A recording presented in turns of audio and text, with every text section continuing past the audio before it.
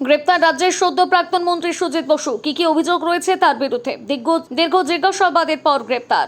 রাজ্যে পালাবদলের পরেই বড় খবর, পুরো নিয়োগ দুর্নীতি মামলায় ইডির হাতে গ্রেপ্তার হলেন প্রাক্তন দমকল মন্ত্রী তথা তৃণমূলের বর্ষা নেতা সুজিত বসু।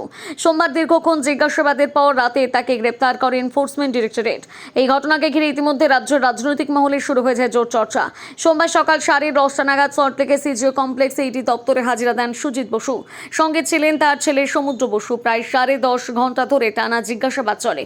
রাত বাড়ার সঙ্গে সঙ্গে জল্পনা বাড়তে থাকে, আর শেষ পর্যন্ত রাতেই তাকে গ্রেপ্তারের সিদ্ধান্ত নেন কেন্দ্রীয় তদন্তকারী সংস্থা। নিয়ে নেওয়া হয়েছে তার ফোনও। ইডির দাবি, দক্ষিণ দমদম পুরসভা নিয়োগে একাধিক অনিয়ম এবং বেআইনিভাবে চাকরি পাইয়ে দেওয়ার অভিযোগ সামনে এসেছে তদন্তে। অভিযোগ, টাকার বিনিময়ে বহু প্রার্থীকে চাকরি পাইয়ে দেওয়া হয়েছে। তদন্তকারীদের দাবি, এই পুরো নিয়োগ প্রক্রিয়ায় প্রভাব খাটানোর অভিযোগ রয়েছে সুজিত বসুর বিরুদ্ধে। কিছু রিপোর্টে দাবি করা হয়েছে প্রায় 150 জন প্রার্থীর নাম সুপারিশ করার অভিযোগ উঠেছে।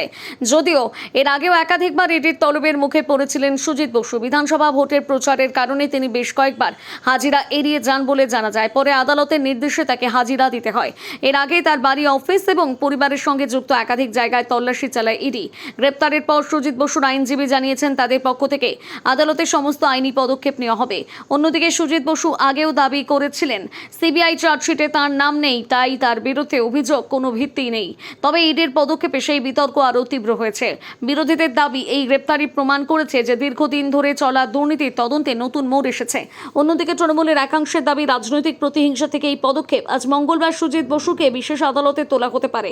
ইডি তার হেফাজতের আবেদন জানাতে পারে বলে মনে করা হচ্ছে।